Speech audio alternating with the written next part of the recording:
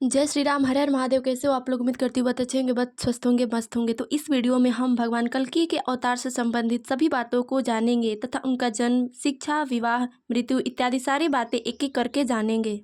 Video में अंत तक जरूर बने रहिएगा। जैसा कि हम सबको पता है कि पुराणों में 4 युगों का वर्णन मिलता है: सतयुग, त्रेता युग, द्वापर युग और कलयुग। सबसे पहले था सतयुग, तब आया त्रेता युग, फिर द्वापर और अब जो समय चल रहा है उसे हम कलयुग कहते हैं। कलयुग को अधर्म तथा अज्ञान का युग कहा जाता है। इस युग में एक कार्य बहुत ही उत्तम माना गया है, वह यह है कि हम इस युग में भगवान को पाना बहुत ही आसान उपाय बताया गया है, क्योंकि केवल नाम जप के आधार पर हम भगवान को प्राप्त कर सकते हैं।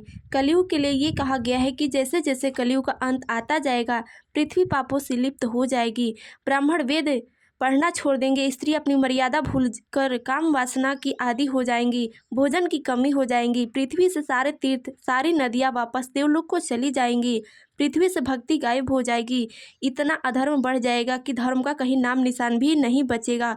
उस समय के केवल 1% लोग ही भगवान को मानने वाले बचेंगे। तब भगवान कल्कि का अवतार होगा और मात्र 3 दिन के अंदर पृथ्वी से अधर्मों का नाश कर धर्म की रक्षा करेंगे। तो चलिए अब हम ये जान लेते हैं कि कब और कहाँ अवतार लेंगे भगवान कल्कि। कल्कि पुराण के अनुसार भगवान कल्कि का अवतार कलयुग के अंत में संभल ग्राम के विष्णु यशा नाम के एक ब्राह्मण के घर में सावन महीने के शुक्ल पक्ष की पंचमी तिथि को होगा। कल्कि भगवान 4 भाइयों में सबसे छोटे होंगे। उनके 3 भाइयों का नाम सुमंत, प्राज्ञ और कवि होगा। भगवान अपने 3 भाइयों के साथ मिलकर धर्म की स्थापना करेंगे। जब भगवान कल्कि बड़े हो जाएंगे तब चारों भाई महेंद्र पर्वत पर भगवान परशुराम जी से, जो कि उनके गुरु रूप में, उनसे शिक्षा ग्रहण करेंगे। भगवान कल्कि अपने गुरु से वेदों का ज्ञान प्राप्त कर 64 कलाओं से युक्त संपूर्ण विद्याओं में पारंगत होने के बाद भगवान कल्कि अपने गुरु से दीक्षा मांगने के लिए बोलेंगे। तब भगवान परशुराम बोलेंगे, हे प्रभु, आप साक्षात भगवान विष्णु के अवतार है। अब आप भगवान शिव से अस्त्र शस्त्र प्राप्त कर सिंघल द्वीप से अपनी पत्नी पद्मा को प्राप्त कर तथा कली दानों से पृथ्वी की अपने भक्तों की रक्षा करे, यही मेरी गुरु दीक्षा होगी। तब भगवान कल्कि अपने गुरु को प्रणाम कर तथा उनकी आज्ञा लेकर बिलबोधकेश्वर महादेव के मंदिर पहुंचकर महादेव की विधिवत पूजन कर अस्त्र शस्त्र की प्राप्ति के लिए स्तुति करेंगे तथा शिव स्तोत्र की रचना करेंगे। तब महादेव प्रसन्न होकर माता पार्वती जी सहित साक्षात दर्शन देकर वरदान स्वरूप शीघ्रगामी अनेक रूपधारी सर्वज्ञ प्रदान करेंगे। साथ ही पृथ्वी का भार सहन करने वाली चमकती हुई तलवार भगवान शिव भगवान कल्कि को प्रदान करेंगे तथा एक गरुड़ स्व भी देंगे, जिस पर भगवान कल्कि बैठकर अधर्म का नाश करेंगे। सारी विद्याओं से निपुण होने के बाद, सारी अस्त्रों को धारण करने के बाद भगवान कल्कि अपने माता पिता के पास पहुंचकर उनका आशीर्वाद लेंगे। एक दिन सुखदेव जी भगवान कल्कि के पास आए और बोले, सिंघल द्वीप के राजा बृहदत्त की एक पुत्री है जिनका नाम पद्मा है, जिन्होंने नारायण को पति रूप में पाने के लिए भगवान शिव जी की कठोर तपस्या की थी। तब भगवान शिव उन्हें वरदान दिए कि तुम्हारे पति नारायण ही होंगे, इसके अलावा जो तुम्हें काम भाव से देखेगा वह स्त्री बन जाएगा। तब भगवान कल्कि बोले, हे सुख, तुम शीघ्र ही मेरा यह संदेश लेकर सिंघल देश जाओ और वहां पहुंचकर राजकुमारी पद्मा से कहो कि मैं शीघ्र ही उनसे विवाह करूंगा। जब सुखदेव जी वहां पहुंचकर राजकुमारी पद्मावती को भगवान नारायण रूप कल्कि भगवान का संदेश सुनाते हैं, तब राजकुमारी पद्मावती अत्यंत प्रसन्न होती है तथा सुखदेव जी को रत्नों से सुसज्जित कर हाथ जोड़कर बोली कि मेरी प्रार्थना जाकर भगवान से कहो और शीघ्र ही उन्हें यहाँ ले आओ। तब सुखदेव जी भगवान कल्कि के पास पहुँचे और उन्होंने राजकुमारी की मनोदशा कह सुनाई। तब भगवान कल्कि सुखदेव जी सहित सिंघल द्वीप पहुंचकर महल के पास सरोवर पर बैठ गए तथा सुखदेव जी संदेश लेकर राजकुमारी के पास पहुंचे।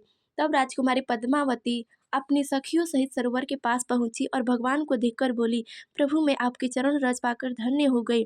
जब राजकुमारी पद्मा के पिता को ये समाचार मिला तो वे भगवान कल्कि की विधिवत पूजा कर तथा अपनी पुत्री के साथ विधिवत विवाह कर वे अपनी पुत्री को भगवान कल्कि को सौंप देते हैं। तब भगवान कल्कि अपनी पत्नी को साथ लिए ग्राम संभल पहुंचे और अपने माता पिता का आशीर्वाद प्राप्त किए। कुछ समय बीतने पर भगवान कल्कि और रानी पद्मावती की 2 संतानें हुई, जिनका नाम जय और विजय हुआ।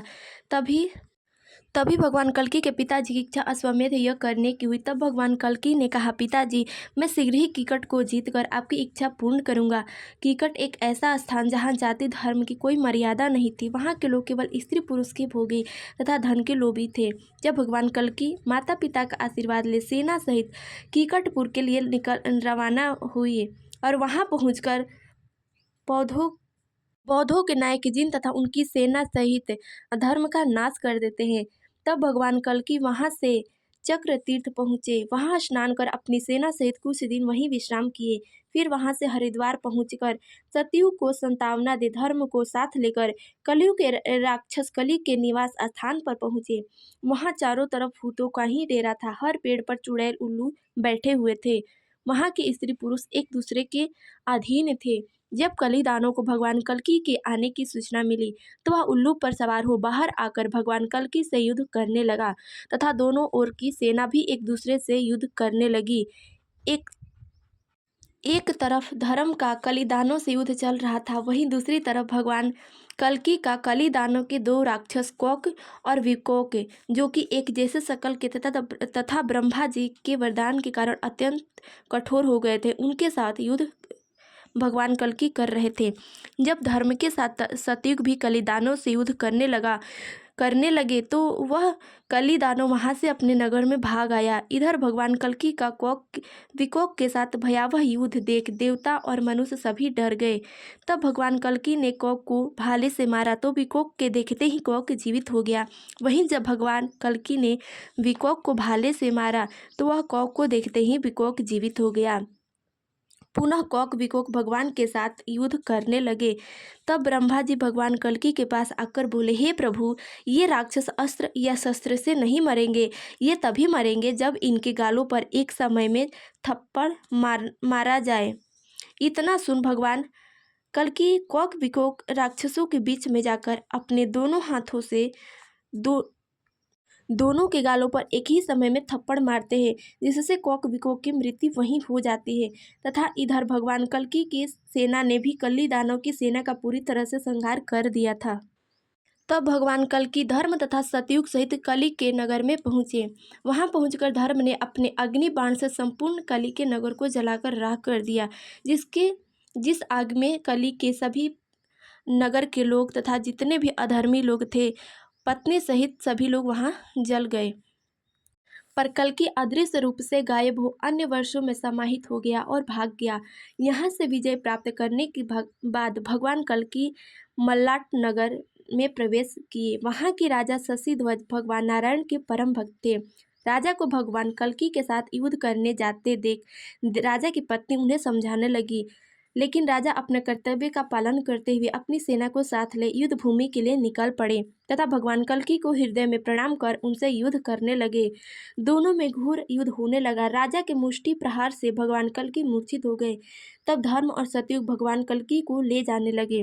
तभी राजा ने उन दोनों को अपनी काख में दबाकर तथा भगवान कल्कि को कंधे पर उठाकर अपने घर ले गए। वहां राजा की पत्नी ने देखा तो विधिवत भगवान कल्कि का पूजन किया तथा प्रार्थना की। तब भगवान कल्कि की मूर्छा दूर हुई और भगवान धर्म और सतयुग से बोले, ये लोग कौन हैं और मैं युद्ध भूमि से यहाँ क्या कर रहा हूँ? यदि मैं युद्ध भूमि में मूर्छित हो गया था तो राजा मुझे मार क्यों नहीं दिए? तब राजा की पत्नी प्रार्थना करते हुए बोली, हे प्रभु, मेरे पति आपके दास है, वे आपके शरणार्थी हैं। वे आपसे शत्रु भाव रखकर युद्ध करते तो क्या वे आपको यहाँ ले आ पाते? तब भगवान प्रसन्न होते हुए बोले, हे राजन, हम आपसे प्रसन्न हैं, आपकी क्या इच्छा है? तब राजा ने अपनी पुत्री रमा का विवाह भगवान कल्कि से कर दिए। कुछ समय बीतने पर भगवान कल्कि तथा उनकी दूसरी पत्नी रमा देवी की 2 संतानें हुई, जो कि रुक्मणी व्रत के प्रभाव से उनकी 2 संतानें हुई। तब भगवान कल्कि अपने दोनों पत्नियों सहित अपने पुत्रों सहित तथा अपने नगर के लोगों सहित सुखी अपने सुखपूर्वक अपने परिवार के साथ रहने लगे। एक दिन ब्रह्मा जी देवताओं सहित भगवान कल्कि के पास आए और वैकुंठ धाम चलने का निवेदन करने लगे। ब्रह्मा जी बोले, हे प्रभु, अब यह धरती धर्म और सत्य रूपी है। देवताओं का अनुरोध सुन। भगवान कल्कि जी ने भी वैकुंठ धाम जाने का निश्चय किया। उन्होंने अपने पुत्रों का राज्याभिषेक करा दिया तथा प्रजा को भी बता दिया कि अब अपने धाम को जाना चाहते हैं। तब पूरी प्रजा व्याकुल हो गई। तब भगवान ने ज्ञान उपदेश देकर प्रजा को शांत किया तथा स्वयं वन को जाते हुए हिमालय पहुंचकर देवताओं के मध्य विराजमान हुए तथा भगवान कल्कि के ज्योति स्वरूप में भगवान कल्कि के प्रकाश में उनकी दोनों पत्नियां भी उनमें लीन हो गई और भगवान कल्कि विष्णु रूप में वैकुंठ धाम में माता लक्ष्मी जी के साथ वास करने लगे। तो ये थी भगवान कल्कि की कहानी, किस तरह से भगवान अधर्म का नाश कर फिर से धर्म की पुनः स्थापना करेंगे। तो इस वीडियो में बस इतना ही, मिलता है अगले वीडियो में। जय श्री राम, हर हर।